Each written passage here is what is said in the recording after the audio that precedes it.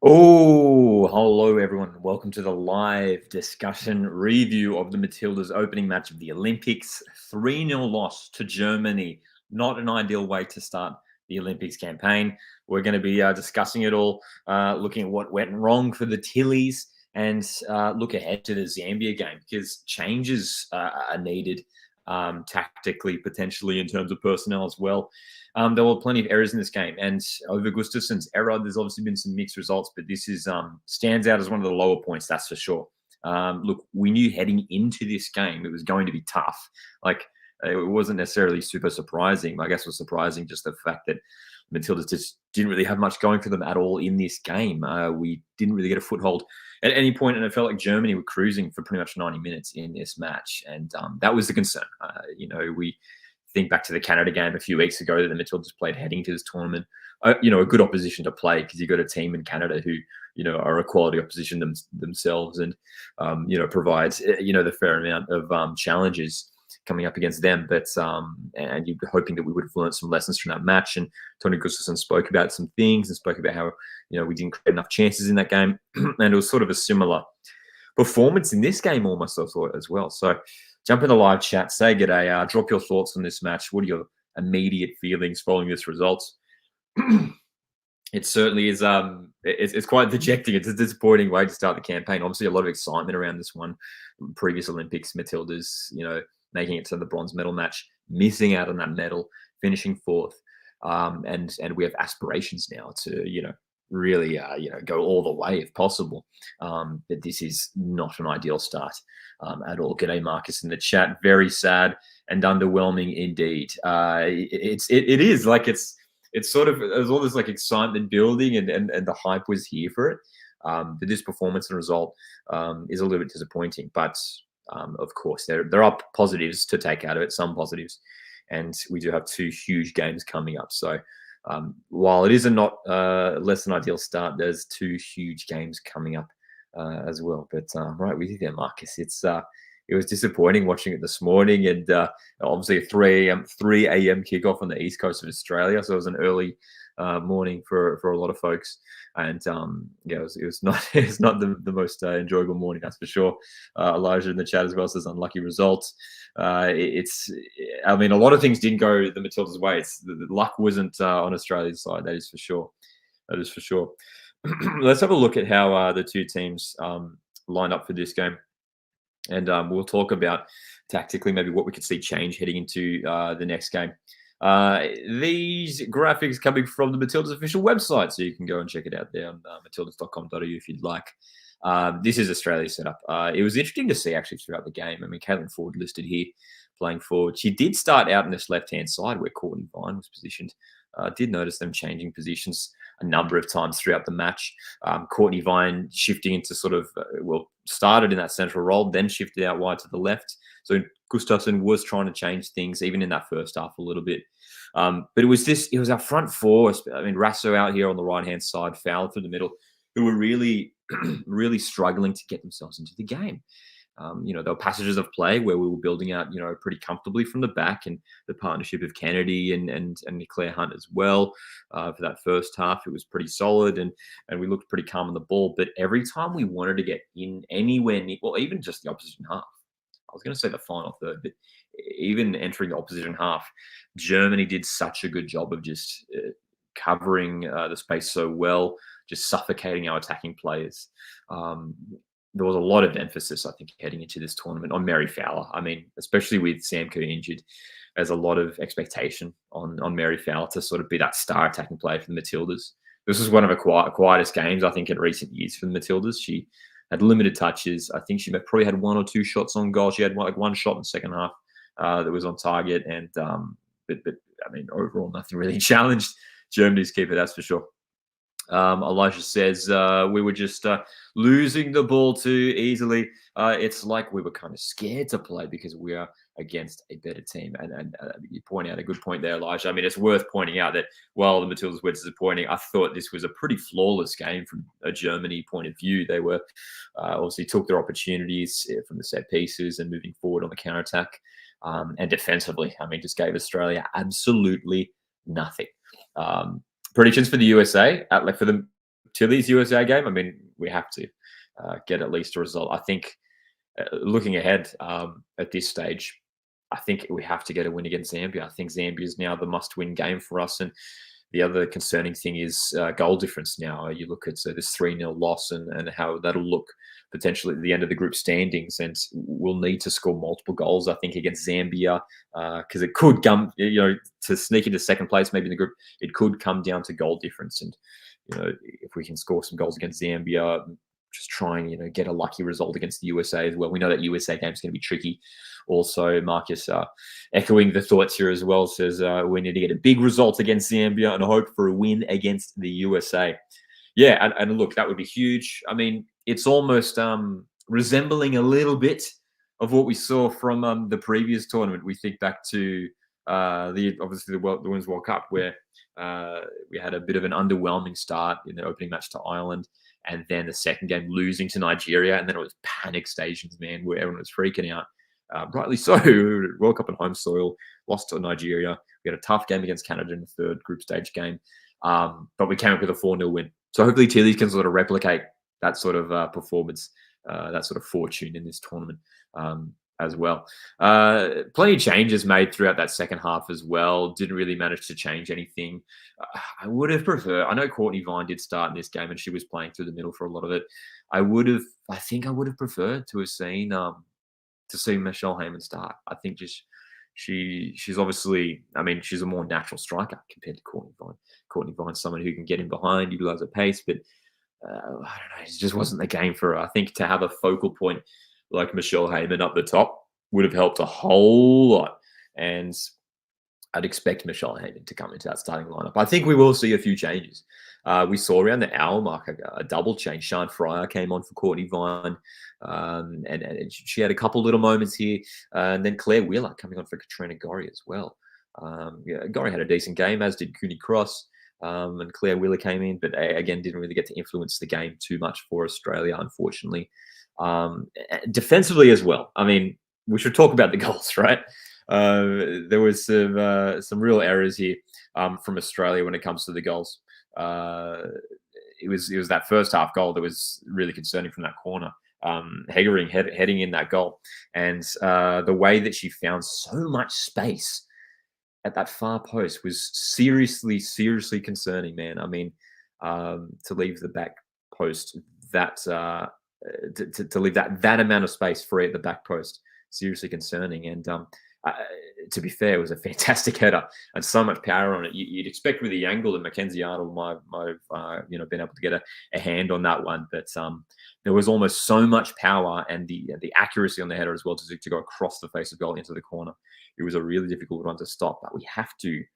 So surely the marking has to be better there as well. The second goal as well, 64th minute from Schuler. I mean, even worse in terms of a marking from an Australian point of view.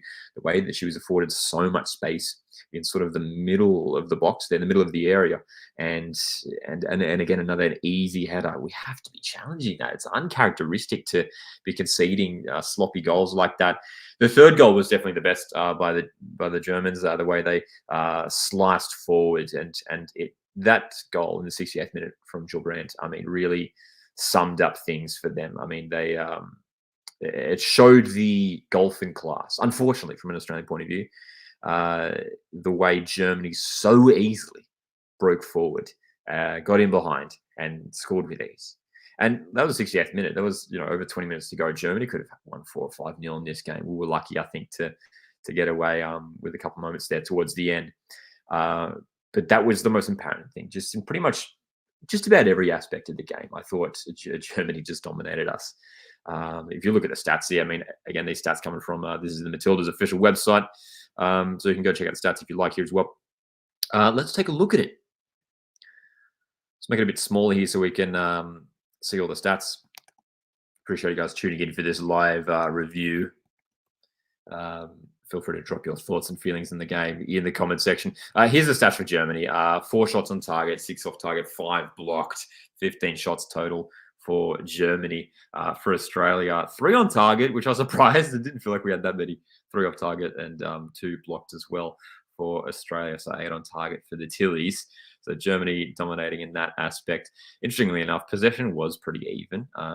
once Germany took the lead, they were pretty happy to sort of sit back and allow Australia plenty of time and possession on the ball, and but still, it didn't really help us. We weren't really able to make any sort of strides forward, unfortunately, here in Australia, which is disappointing as well. I mean, the other concerning factor is the fact that we did have a strong team playing, man.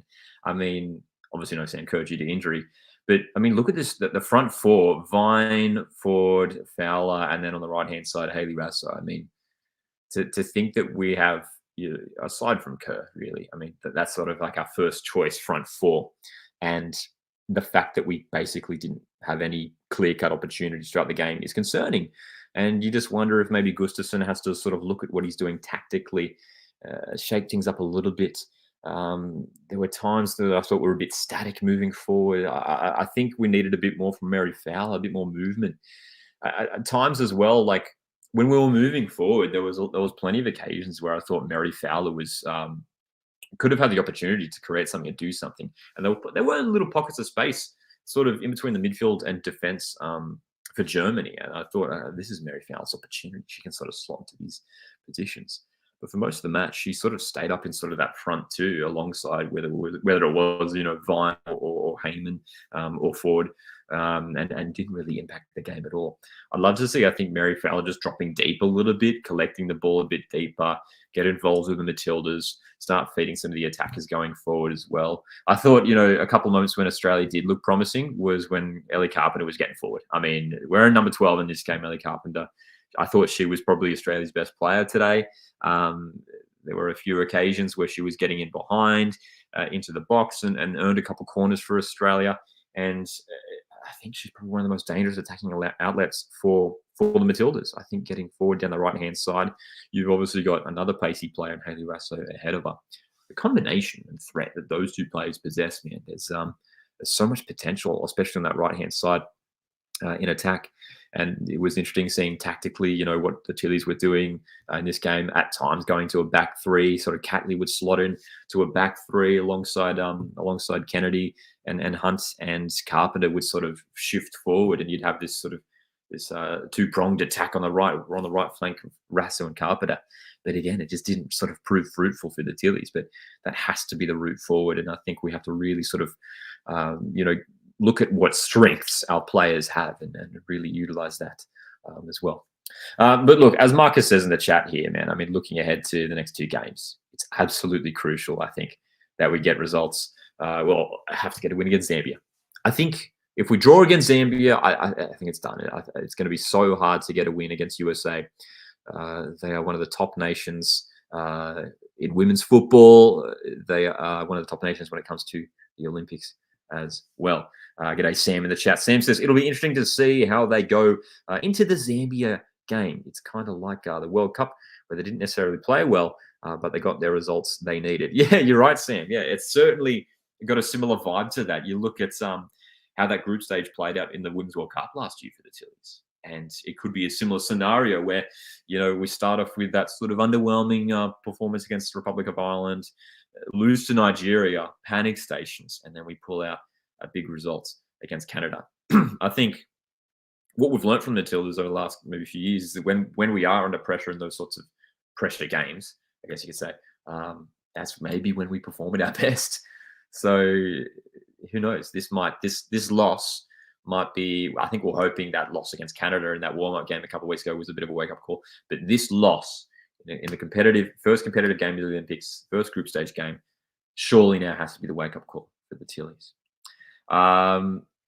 Little side comment here, but I will bring it up from Marcus. A bit of A-League signing into Wellington, still retro from Auckland's grasp. The new fullback signing is also impressive. Hiroki Sakai joining Auckland as well. Tan Lee says, I think Tony Gustafsson might have to go if the Tillies don't make it out of the group. Tan Lee, I think I agree with you. I'm someone who's, I haven't necessarily been Gustafsson out that much. I think I've probably said it here and there.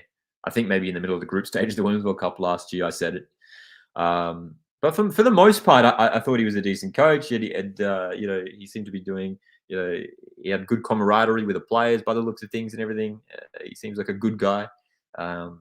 but obviously we need a top tactician leading the Tillies. And I think if we don't make it out of the group, it's time to move on. We've had a mixed run with Gustafsson. He's been involved for the Tokyo Olympics, the Women's World Cup in Australia, and after this Olympics, maybe it's time to go in a different direction. Obviously his greatest achievement, I think, is taking the Tillies to the semi-finals of the Women's World Cup on home soil. I mean, that was a huge achievement. It was the furthest we've ever gone in a Women's World Cup, man. But yeah, I sort of feel the same way, Tarnley. I think it just feels like a natural conclusion. I tell you what, I'd probably even say that even if we have a successful tournament, like it might be Gustafsson, still time for him to move on. So, that might be the way of things. A bit similar to what happened with the England's men's national team in the recent Euros tournament.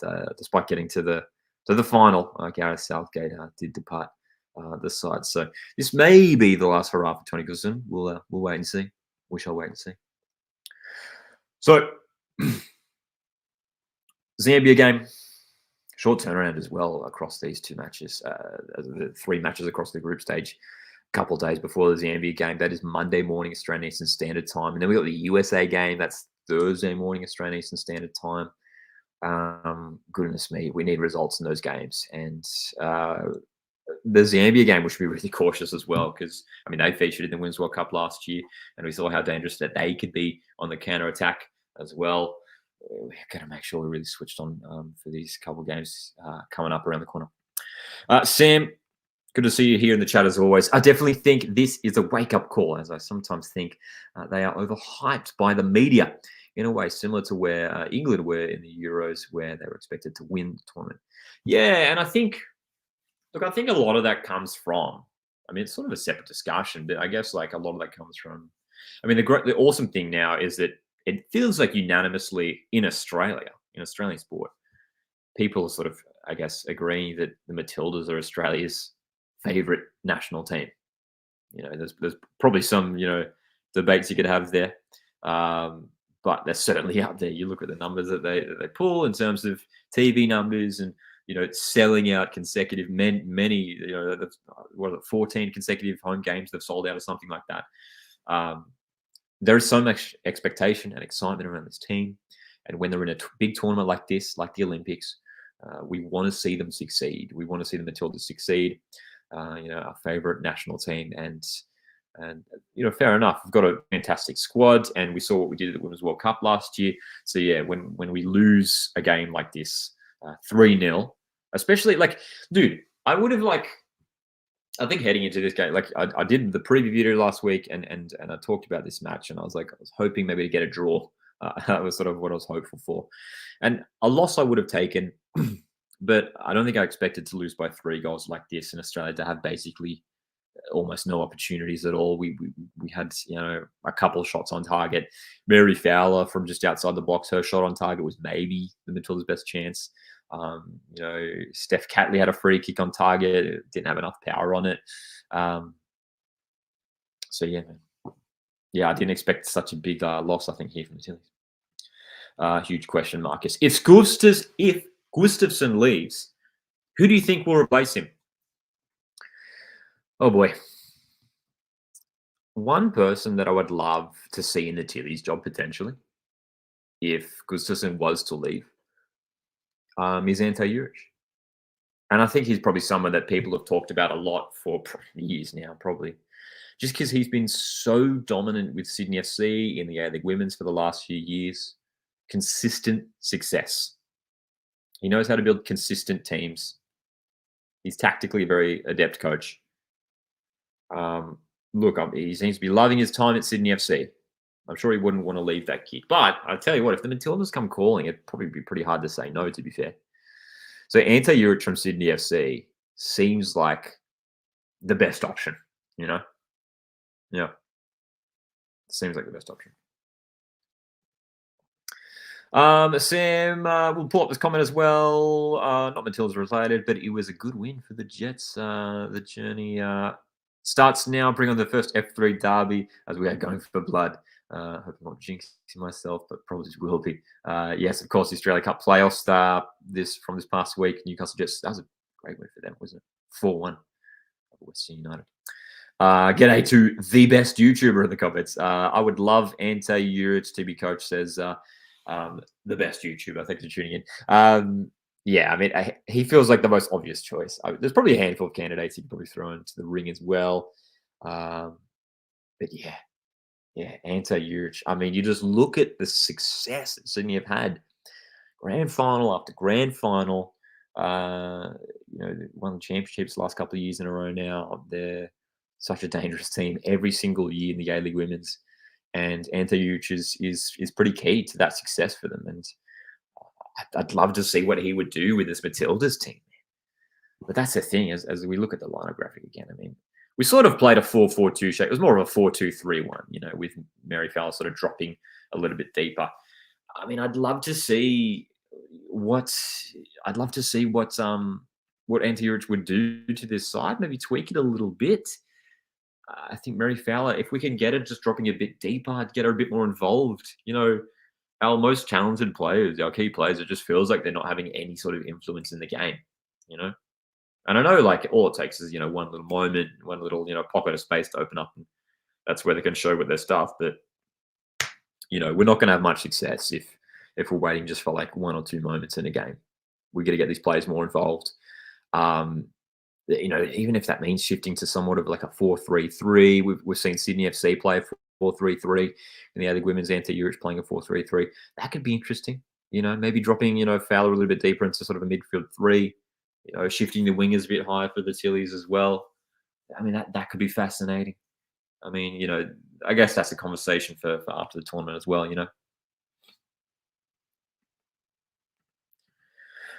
Who scored for Germany? Did Pop score? Pop did not score. The scorers, these stats coming from Matilda's website. Hegering scored the first goal from a header. Another header from a set piece. Schuler scoring for Germany. And then Jules Brand scoring the third goal for Germany. Alexander Pop was relatively quiet in this game, I thought. Up top for the captain for Germany. Experienced striker. Scored dozens of goals for Germany over the years. It was relatively quiet. That's the other thing that I wanted to talk about as well. I wonder what you guys thought of defensively. Just some of the errors. Claire Hunt a few times. We love Claire Hunt. She's been fantastic for the Matildas over the last couple of years since coming to the side. This game was a bit shaky from her, unfortunately. She'll be the first to admit that, I'm sure. A few mistakes that are a little bit worrying. There was that moment in the second half where she was caught in possession, and Alana Kennedy made an incredible block to deny Germany a goal there. But yeah, there was not just her, but I mean, there were many instances for the Matildas team where there was wayward passes, sloppiness on the ball, moving forward. Yeah, it was worrying. It was the kind of mistakes that we'd see. It was the kind of mistakes that we'd often see, in a warm-up game. We think back to that Canada game where we did see a lot of mistakes, to be fair. We're hoping, we're going to utilize that game to sort of get those mistakes out of the system. But we did still see them present here as well.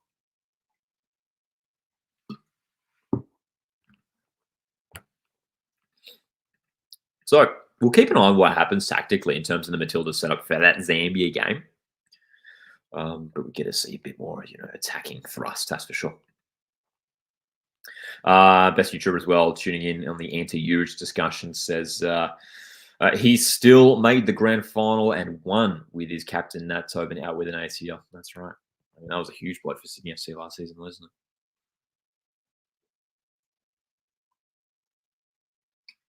it?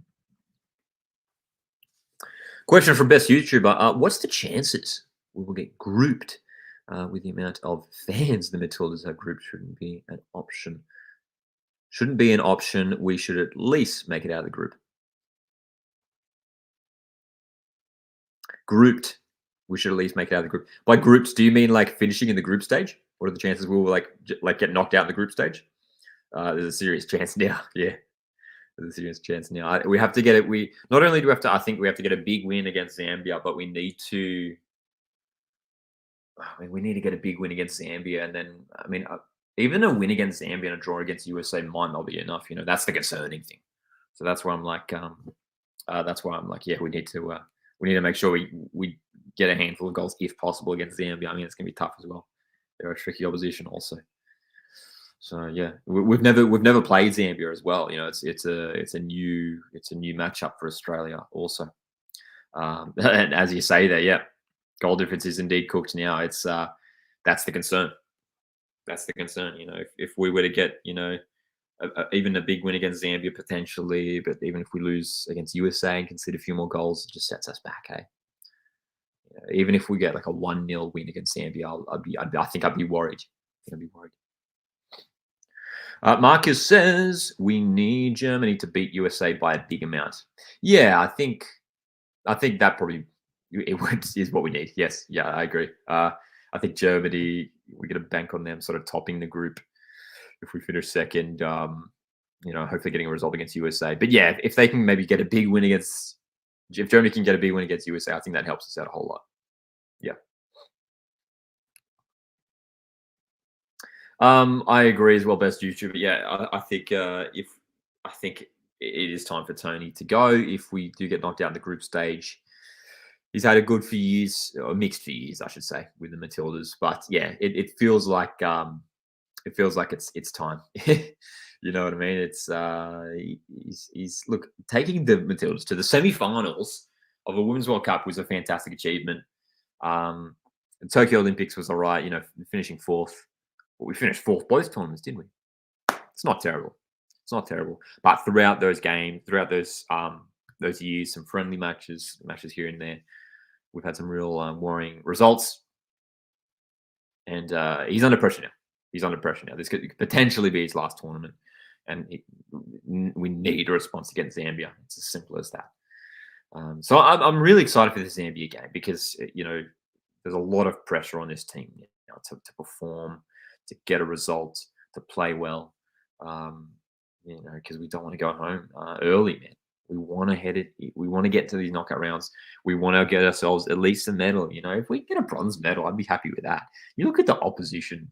You know, the opposition teams in this tournament. There's so many class teams. I caught a little bit last night of the Spain Japan game as well, and obviously Spain win the Women's World Cup last year. It's yeah, there's some real tough opposition. Spain, France, obviously on home soil they're always going to be tough. Yeah, difficult opposition. Yeah, it's a fair point. Yeah, it's worth pointing out as well. Like Germany, you're right. Germany had a real bizarre Women's World Cup last year. Got knocked out of the group stage after winning 6-0 in the opening group stage game against Morocco. They lost to Colombia in Sydney. And then after that, I think it was in Melbourne. No, it was in Brisbane. That's right. I remember it. They drew to South Korea. So it was a real shocker of a tournament for Germany last time around. Hey. But yeah, they seem to be playing real good football at the moment. All right, with you as well. Yeah, bronze medal would be good. I would take that in a heartbeat. Yeah, it'd be great.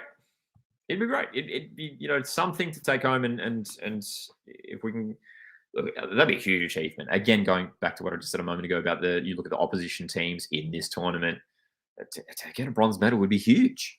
That'd be huge. You know, alongside the likes of Spain, France, Germany, USA, Canada. I mean, that would be fantastic. Japan, you know, so many fantastic teams in this tournament, man.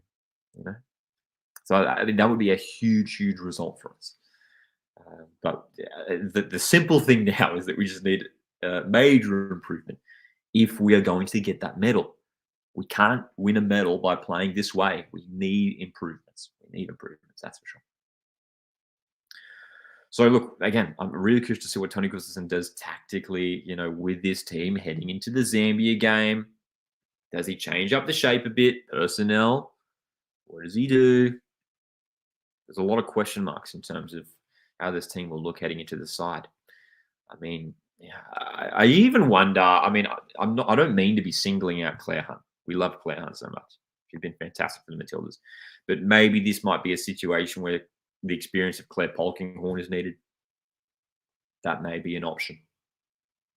I think Steph Catley was good in this game. It was great to have Steph Catley back, captaining the side as well. I thought she was good in this game. Obviously, those fullback positions I think are pretty locked in. I don't mind bringing on Caitlin Torpey at the end. She provides something different, a bit more legs, a bit more pace. Courtney Vine, she's probably one of the players whose place in the starting 11 is under threat. Again, we love Courtney Vine, but she might be one of those players where I think in this game it would have been interesting if, in an alternate universe, if we had started Michelle Heyman and, maybe if the result was going the way it was, bring on Courtney Vine in like the 60th, 70th minute of Germany, maybe just starting to tire a little bit, get a Courtney Vine on there, put her through the middle where she started in this game, and that's where she can be utilized, man. As that impact player with pace, getting in behind, I think maybe in terms of strikers, Gustafsson got it the wrong way around this match. It was really interesting how he did back Courtney Vine for this game ahead of Michelle Heyman. Courtney Vine, who I mean, regardless, separate conversation. She's probably better as a winger anyway. What about Charlotte Grant? Would you give her a run? Probably not, just because I think Ellie Carpenter's one of the Matilda's best players. And I thought this game she was probably Tilly's best player. So I don't know. I don't think so. Unless you go to a back five or something, Yeah. Osprey 67 in the chat. Hey, how's it going? Says the players on the field have to take responsibility. They can beat Zambia and the USA. The halves need to not crab across the pitch or knock it to the centre backs. Crab across the pitch, as in move side to side. I was confused for a second there, but I think I see your meaning there, Osprey. Hey, we certainly are capable of getting a result, I think, against both Zambia and USA, but it's gonna need massive improvements. A bit more adventure, a bit more desire going forward, a bit more attacking bravery, courage. I don't know, man. I don't know. I'm just spitting out words now. Best YouTuber says Courtney Vine is living off one moment, lol. She's overrated a crazy amount. Should never start, in my opinion. I don't think she's necessarily overrated. I think she's a fantastic talent.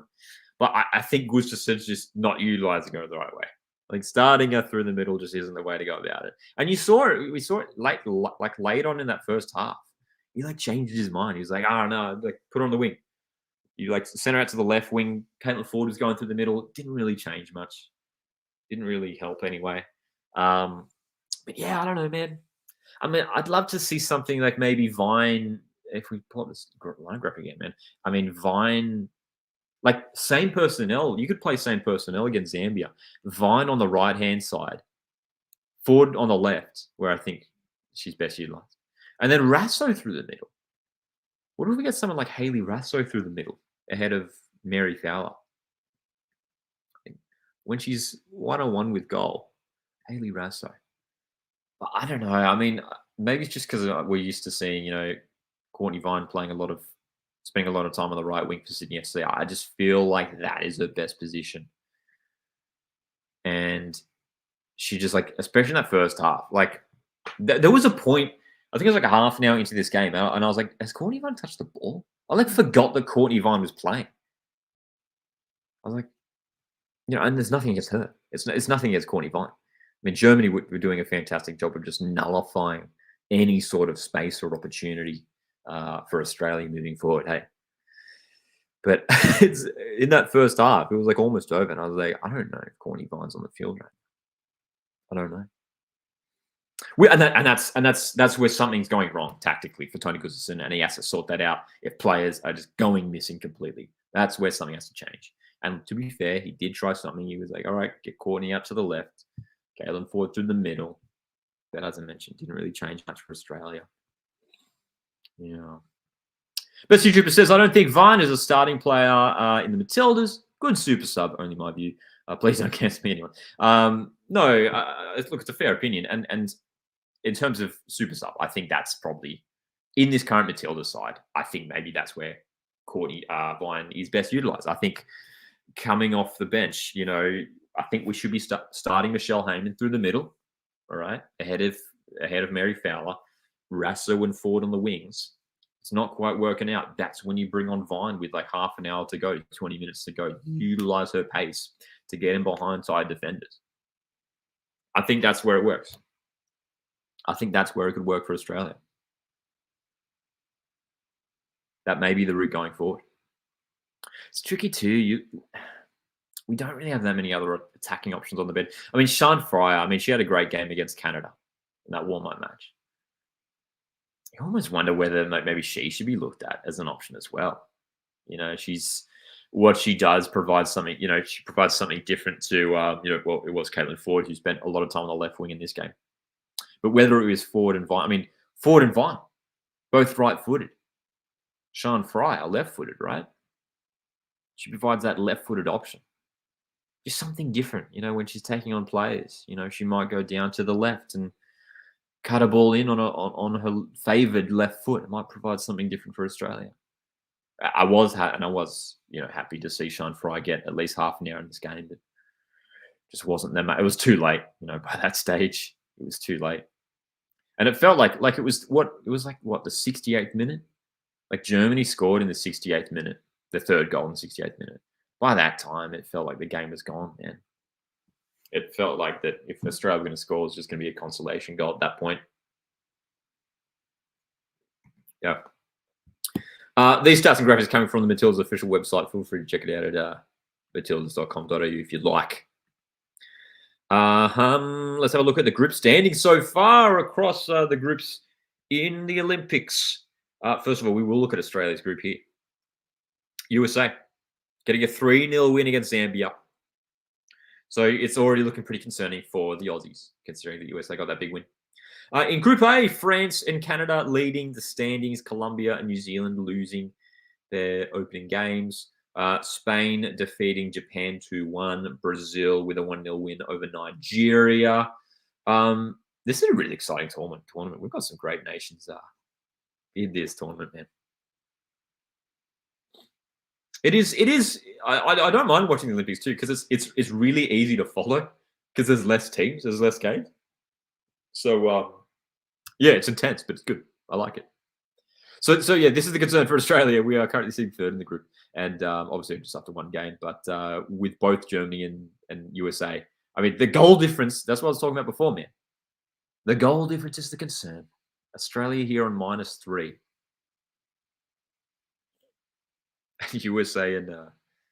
USA and Germany already cruising here. Like, say for example, if we get maybe even just like a 1-0 win against Zambia, which would be awesome. Goal difference goes to what, -2.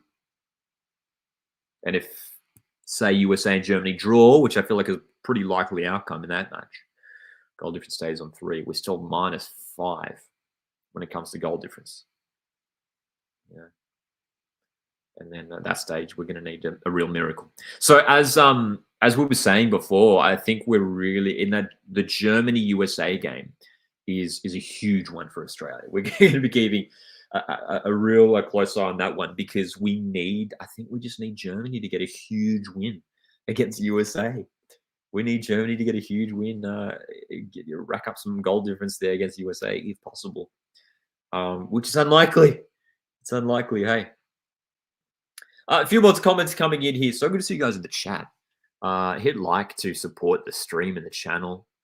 Stay subscribed for more Australian football content throughout the coming weeks of the Olympics. We're going to go for another 20 minutes or so here.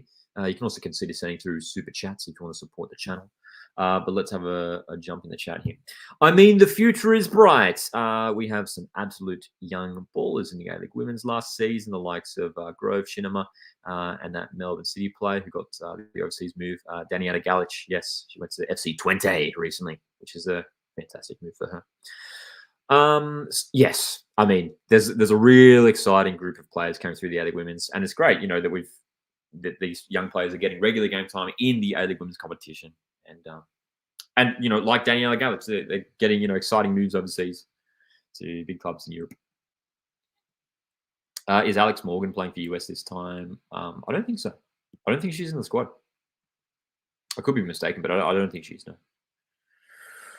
Osprey says, letting in 3 goals, no attack we could muster. Could score 3 against Germany.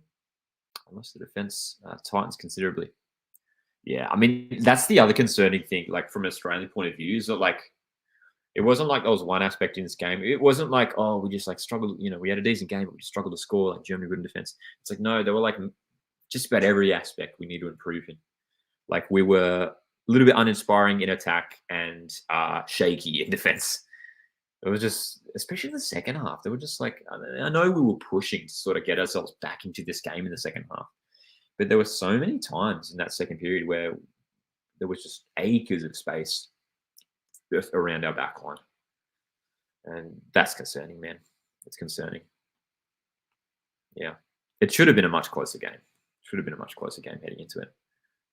As I was sort of saying before, like I would have taken, like, probably would have been all right with like a 1-0 loss, like a 2-1 loss, because it would have been like, the signs are there. And Germany are obviously a better opposition, a bit better than Australia at the moment.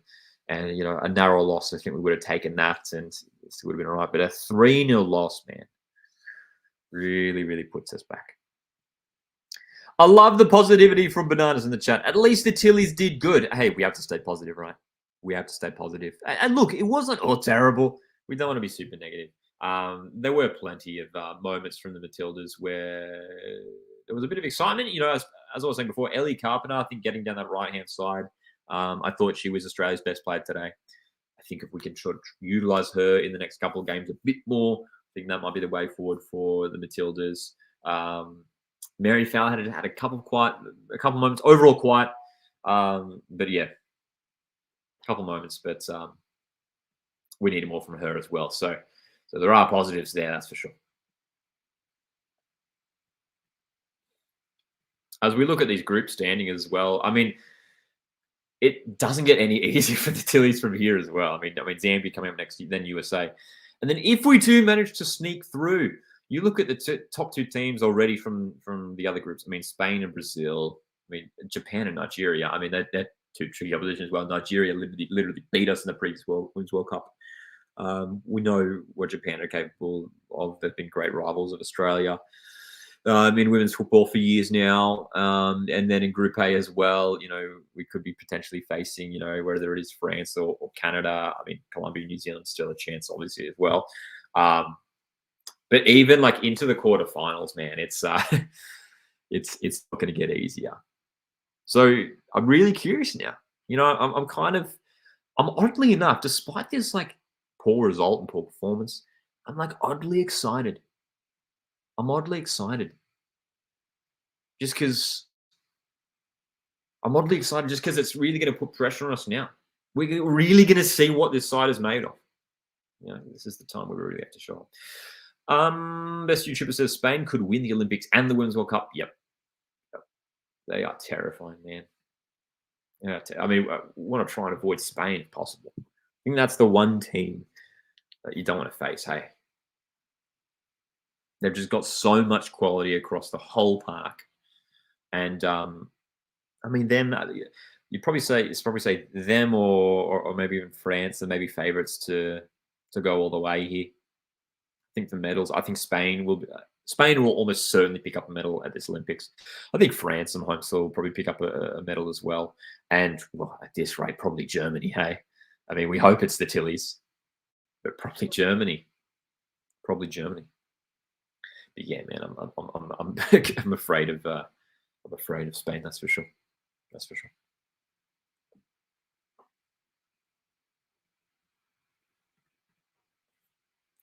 It's interesting when you look at the statistics as well. The fact that Tillies did over here on this yellow side of the Tillies stats, it didn't feel like we had that many opportunities. 8 shots in total, 3 on target, 3 off target, and 2 shots blocked. Most of those shots coming in the second half when we were pushing a whole lot more. 5 corners didn't really result much for the Tillies as well. It was Germany who created, majority of the opportunities as well. Dangerous attacks here. Again, these stats coming from the Matildas official website, 43 to 39. Again, like it feels surprising. It did not feel that way. The stats are pretty flattering for Australia. It felt like it was certainly not that high, that's for sure. Off topic, but that's all right. We'll pull it up. Best YouTuber says, mate, it's a class move. The Central Coast Mariners were able to re-sign Mark Jackson. He could have easily got an EFL job. Great news for Central Coast Mariners. Hey, love it. Love that Jack is sticking around for another few years. He was incredible last year for the Mariners, and love that he's sticking around. That's for sure.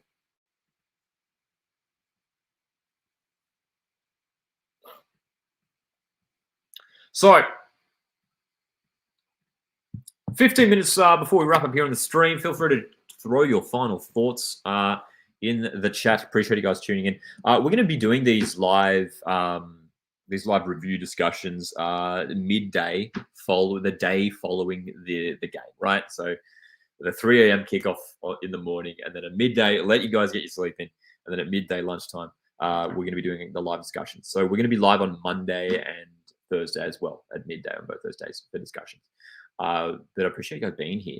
Throw your thoughts in the chat if you guys have any more comments in regards to this game, how you want it to see looking forward to the next 2 games. Do we want to see any changes? If you have any other comments or questions, feel free to jump in the chat right now. Some A-League comment here from Marcus. Marcus says, any more news on Farrell and Di Maria? I think the Di Maria one is, I don't know if there's anything in that. I think it's just a rumor at this stage, to be fair. He'd be great. He'd be awesome. We'd love Angel Di Maria in the A-League, man. That'd be cool. But I don't know if there's anything to that. Jacob Farrell, I think that one's, I'd expect that. To me, it's a done deal. You know, he was spotted over at Portsmouth. He's set to join. I don't know if it's official yet, but I'd expect it to go through. That's for sure. Love the comment from Bananas. The Matildas are like the best women's team. They aren't there to win. They are there to represent our country. Our favorite national team, the Matildas. Always a lot of excitement when they're in tournament football. Best YouTuber says it's absolutely insane that the Matildas have sold out their last 10 home games. Is it 10? I said 14 before. Thanks for correcting me. Last 10 home games in a row. Do you remember when they were lucky to get 5K back in it to a game back in 2009-ish? Yeah, right. It's been just awesome just seeing just the meteoric rise of the Matildas over the last few years, and the place that they now hold in Australian sporting culture, not just like in Australian sport, but just like in Australia in general. Like the Women's World Cup was such a magical time last year, and that was like, I'm sure you guys can attest to this too. Like I had like friends who probably like never watched a football game in their life. Not only never watched a football game, but just like didn't care for sport in general. All of a sudden, we're like massive Tillies fans, you know. And these players now are becoming like cultural icons. Like Mary Fowler and Sam Kerr have become like household names in Australia.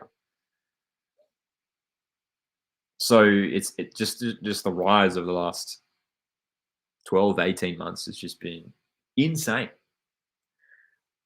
And yeah, it's up to debate probably whether they are Australia's #1 favorite team, but there's a lot of reasons. There's probably a lot of statistics suggesting that they are indeed. Best YouTuber says, honestly reckon that the Matildas are the biggest Australian sports team, even bigger than the Australian Test cricket team. That's probably the one that's that I think a lot of people are putting up there. Socceroos are probably up there as well. When Socceroos are involved in a World Cup, the whole nation is watching as well. Who else? Like, it's sort of tricky. I don't watch too many other codes. So I don't really know. I'm aware that obviously the Australia Test cricket team is pretty popular. Cricket's a bit of a staple in Australian sporting culture. But yeah, it's interesting. Hey, I want to call Matildas the biggest Australian sports team for sure. And there's probably a lot of stats backing that up. That's for sure.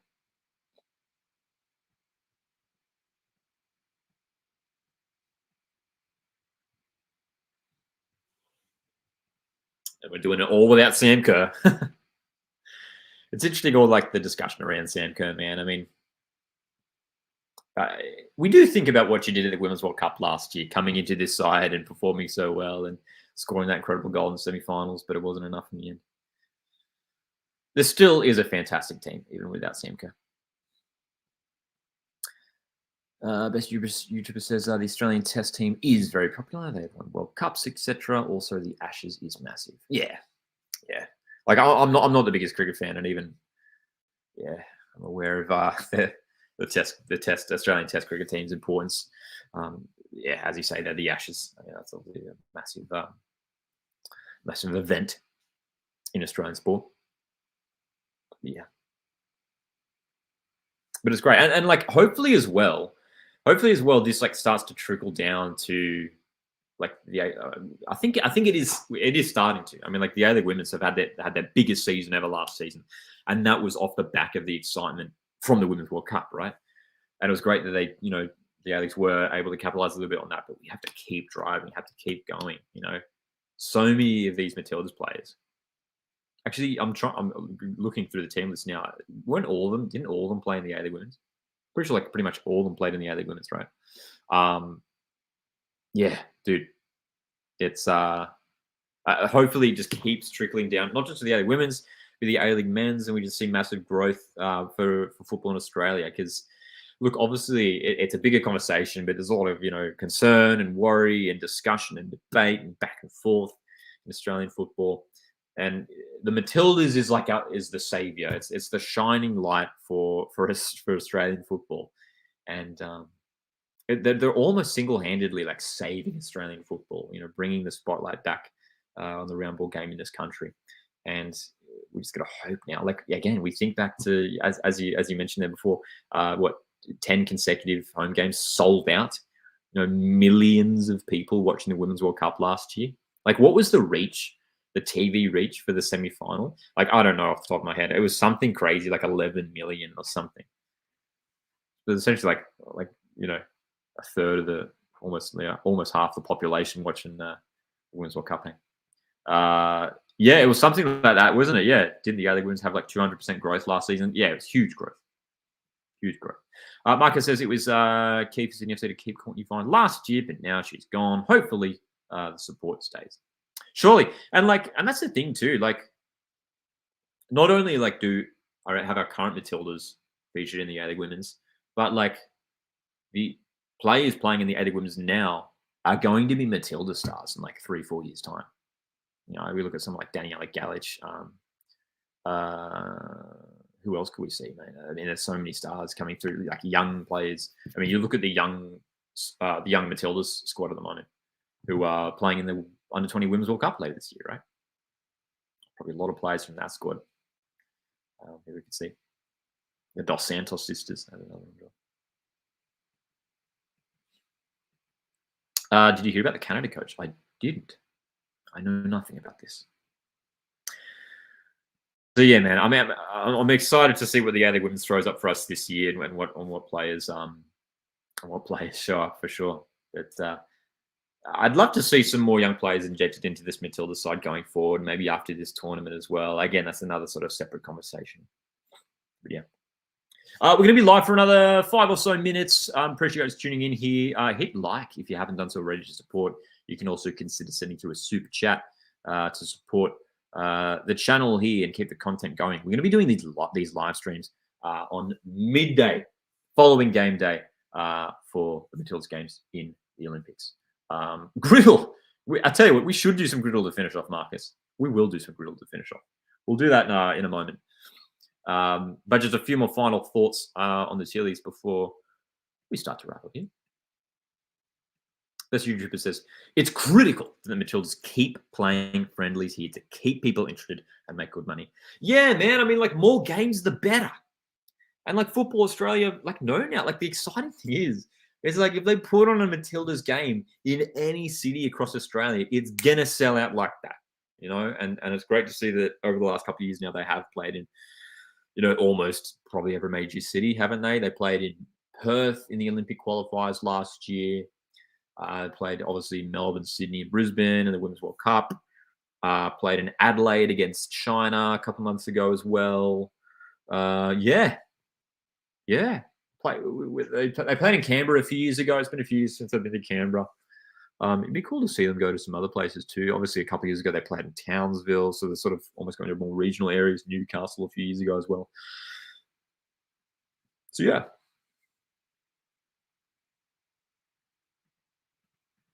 Wow. I did hear about the drone thing. I didn't read into it too much. Something about, yeah, what is this? So Sam says it's basically regarding the whole Canada team spying on New Zealand using drones, and apparently the coach got sent home. I read where Canada could get medal stripped and given to Australia. Wow. Wow. I'll have to look into that one, hey? This YouTuber says, I would love for you to do some Instagram live sometime. Have fans join you on the live and discuss the games like you did back to the Australia Cup final a while back. Yeah, I mean, like YouTube's been the main thing, that's for sure. YouTube's just easier because obviously we can, throw in graphics and stuff like this pretty easy. But yeah, we might have to do some lives. Yeah, we used to do a lot of lives on TikTok and Instagram, so we might have to pull that back, or even just do a simulcast thing, so it can be live on both at the same time. If you guys are keen for that, let me know. Let me know. That's crazy about Canada, though. That's absolutely crazy. I'll have to look into that one for sure. So the Matildas taking on Zambia in a couple days' time. Another 3 a.m. kickoff on the east coast of Australia, and then the USA game Thursday morning next week, Australian Eastern Standard Time also.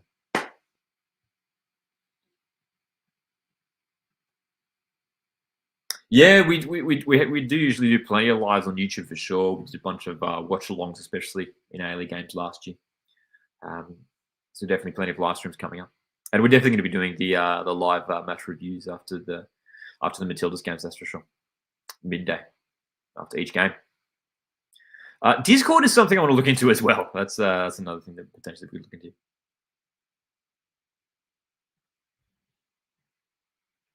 Fingers crossed we do come home with a medal indeed, Bananas. I appreciate you guys tuning in for this live stream today. To finish off, we're going to play some Griddle. Bit of a fun game to finish off. This comes from who's again? Ultimate A-League. Powered by Ultimate A-League. You can play this at griddlegame.com. Test your A-League knowledge. This is A-League men's players. So let's test the knowledge here and see how we go. Golden Boot winner, but also has at least one own goal. See, that's tricky. A Golden Boot winner, so I assume for like not just their club, but the whole A-League. So, I mean, like, has someone like has McLaren ever scored an own goal? That's a tricky one. Barisha. I feel like Barisha, maybe. Let's see. No own goals. Definitely got the Golden Boot though. 75 plus games started and has picked up. Okay, that's easy. We can go McLaren there. That's an easier one. Bananas in the chat. Who's your favorite Matildas player? My favorite Matildas player. Probably Kyra Cooney-Cross. She's always a consistent performer. Let's see here. One own goal for Western Sydney Wanderers. Goodness. Can we remember any own goals for Western Sydney Wanderers? I mean, maybe Marcelo in the last couple of years, perhaps. No. This is not a good start. An own goal for Newcastle Jets. Goodness. See, the own goal, like, who remembers own goals? You know what I mean? Like, that it has to be a really specific thing to remember. An own goal here for Newcastle Jets. Let's just go like a defender who's maybe played a lot of games for them. Maybe let's go like Matt Thompson. He's from some of the early seasons. No, this is not good, dude. The own goals, it stuffed us around. 75 plus games for Western Sydney Wanderers. That's an interesting one. I don't think they would have too many players. They do often go through a lot of shuffling around, but someone like Nikolai Topper-Stanley is, there we go, 104 games for Western Sydney Wanderers. 75 plus games started for Newcastle Jets. Probably, I mean, easy one in Jason Hoffman here. Newcastle Jets legend, retired last season. And then to finish off, your Golden Boot winner for Sydney FC. Bobo's probably the easiest option. Sydney FC and West Sydney Wanderers. There's been a whole bunch. There's heaps of players we can go for here. Let's go Shannon Cole. Again, another throwback. Newcastle Jets and Sydney FC. Newcastle Jets and Sydney FC. Again, dude, there'd be heaps, right? There would be heaps. Trent Bahagia, who's recently moved over to Italy, playing his football in Italy now. So there we go. We slipped a bit on today's griddle. Left-hand column didn't do too well. Hey guys, thanks so much for tuning in today. I really appreciate it. We're gonna be live on Monday at midday. That's Australian Standard Time for a review of the Zambia game. Matildas desperately need to get a win in that game, man. And then we've got the USA game on Thursday after that as well. So keep an eye midday following those games for the live reviews. Appreciate you guys tuning in. Hit like on the way out. My name's Lockie, this is Coach with Football. Check out some of the other videos on the channel, and I'll see you guys in the next one. Cheers.